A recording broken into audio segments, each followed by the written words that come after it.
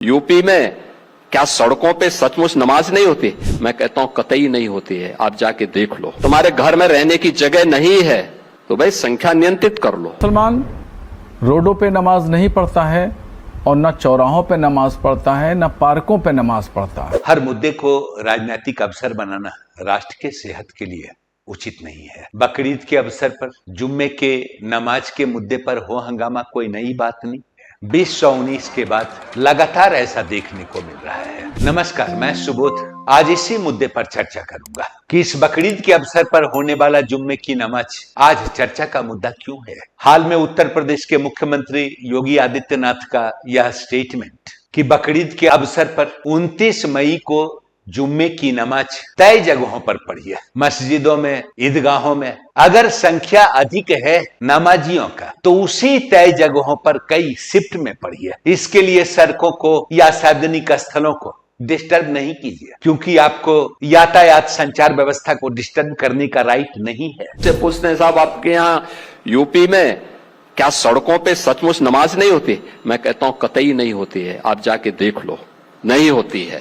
अरे सड़कें चलने के लिए है या कोई भी व्यक्ति आकर के चौराहे पे आके तमाशा बना देगा? क्या अधिकार है उसको सड़क रोकने का? आवागमन बाधित करने का कौन सा अधिकार? उन लोगों ने मुझसे कहा साहब कैसे होगा, हमारी संख्या ज्यादा है। हमने कहा शिफ्ट में कर लो। तुम्हारे घर में रहने की जगह नहीं है तो भाई संख्या नियंत्रित कर लो। उन्होंने स्पष्ट शब्दों में 26 सितंबर 2025 की बरेली की घटना की पुनरावृत्ति की बात भी दोहराई कि वैसा ना हो तो ज्यादा बेहतर है। लेकिन आपके दिमाग में यह लग रहा कि जुम्मे की नमाज क्या है? आप यह तो जानते होंगे कि मोहम्मद साहब ने मुसलमानों के लिए जिस 5 कर्तव्य का निर्धारण किया उसमें एक कर्तव्य है नमाज, इबादत। 5 वक्त के नमाज की बात की जिसे हर एक मुसलमानों को पढ़ना चाहिए। लेकिन जुम्मे की नमाज बहुत महत्वपूर्ण है, उसका अलग अहमियत है। जुम्मे की नमाज मतलब क्या? जमात में नमाज पढ़, सार्वजनिक नमाज, सामूहिक नमाज, सामूहिक इबादत। इसका मुख्य मोटो है एकता। इससे भाईचारा बढ़ती है, सौहार्दता बढ़ती है, जैसा कि मुसलमानों का मानना है। लेकिन इसके लिए निर्धारित दिन शुक्रवार ही क्यों? क्या वजह? चूंकि मुसलमानों के लिए पवित्र दिन है, सादर दिन है शुक्रवार। कहा जाता है कि अल्लाह ने प्रथम मानव, प्रथम इंसान आदम को शुक्रवार के दिन ही बनाया था। उन्हें जन्नत नसीब हुआ शुक्रवार के दिन। जिस कुरान में कयामत के दिन की चर्चा हुई है कि संसार का अंत होगा, निर्धारित दिन शुक्रवार ही है। इसीलिए शुक्रवार का अहमियत है और ऐसी मान्यता है कि हर स्वस्थ और वयस्क मुसलमान को जुम्मे की नमाज अदा करनी चाहिए। यह सवाब है, पुण्य है और कई छोटे छोटे गुनाह माफ कर दिए जाते हैं अगर श्रद्धा पूर्वक जुम्मे की नमाज को अदा किया जाए तो। ऐसी मान्यता है। सिर्फ बच्चे, अस्वस्थ और महिलाएं इसके अपवाद हैं। लेकिन कई विपक्षी नेताओं ने, कई मुल्लाओं ने योगी आदित्यनाथ के इस आदेश और निर्देश पर आपत्ति व्यक्त कर दिया। दूसरे धर्म के लोग सड़कों पर बड़े बड़े कार्यक्रम करते हैं। कई दिनों तक, कई महीनों तक सड़कें जो है धार्मिक लोगों से भरी रहती हैं। आज तक कभी किसी मुसलमान ने उसका ऑब्जेक्शन नहीं दिया। इस तरह की भाषा का इस्तेमाल करना कि नहीं, फिर हमको हम हमारे हिसाब से करें। क्या करेंगे? आप सबको मार डालेंगे? क्या करेंगे? सबको गोली मार देंगे? क्या करेंगे आप? मजहबी रीति रिवाज तमाम मज़ाहिब के हैं।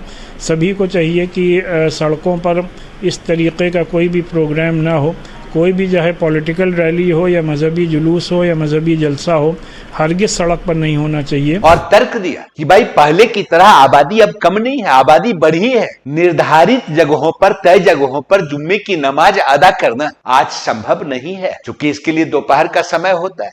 दोपहर का नमाज जुहर भला एक बार भी कैसे संपन्न होगा? और इसीलिए लोग सड़क का इस्तेमाल करते हैं, सार्वजनिक स्थलों का इस्तेमाल करते हैं। उनका तर्क भी कुछ हद तक सही है, लेकिन सॉल्यूशन सार्थक होना चाहिए, सटीक होना चाहिए। किसी अन्य लोगों को परेशानी नहीं होनी चाहिए। अगर लोग सड़क पे नमाज अदा करेंगे, सार्वजनिक स्थलों पे नमाज अदा करेंगे तो आवागमन संबंधी परेशानियां हो सकती, कई दुर्घटनाएं घटित हो सकती। इन परेशानियों का ख्याल रखना सिर्फ सरकार का दायित्व नहीं है, आम नागरिकों का भी दायित्व है, नमाजियों का भी दायित्व है। और ऐसा नहीं कि उत्तर प्रदेश में पहली बार ऐसा कोई आदेश निर्गत किया जा रहा है। अगर देखें तो कई इस्लामिक कंट्री, सऊदी अरब, इंडोनेशिया, यूएई, वहां सड़कों और सार्वजनिक जगहों पर नमाज अदा करना प्रतिबंधित है। आप कोई धार्मिक एक्टिविटी नहीं कर सकते। इतना ही नहीं, पाकिस्तान और बांग्लादेश जैसे कंट्री में ऐसी एक्टिविटी को प्रतिबंधित किया गया है। और भारत में न सिर्फ यूपी, हाल में वेस्ट बंगाल,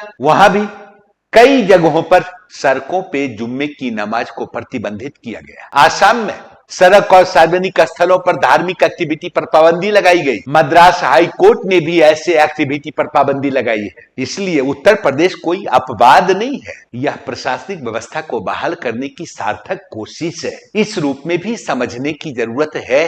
दरअसल कुछ नेताओं और मुस्लिम गुरुओं के आपत्ति का जो कारण है वो आदेश निर्देश या कानून व्यवस्था को बहाल करने की सरकार की कोशिश नहीं है, बल्कि प्रचलित व्यवस्था में हस्तक्षेप के कारण उन्हें आपत्ति है। साथ ही अपने चेहरे को भी चमकाना है, अपनी पहचान को भी बरकरार रखना है, और पहचान के लिए आज के डेट में विरोध लाजिमी है। चाहे वो आदेश निर्देश पॉजिटिव हो या निगेटिव, विरोध तो करेंगे। लेकिन सच तो यह है कि प्रेम के लिए, इबादत के लिए, प्रार्थना के लिए एकांत जरूरी है। भीड़ में हंगामा होता है, प्रदर्शन होता है, पूजा पाठ या इबादत नहीं होता। मानते हैं ना? मुसलमान रोडों पे नमाज नहीं पढ़ता है और न चौराहों पे नमाज पढ़ता है, न पार्कों पे नमाज पढ़ता है।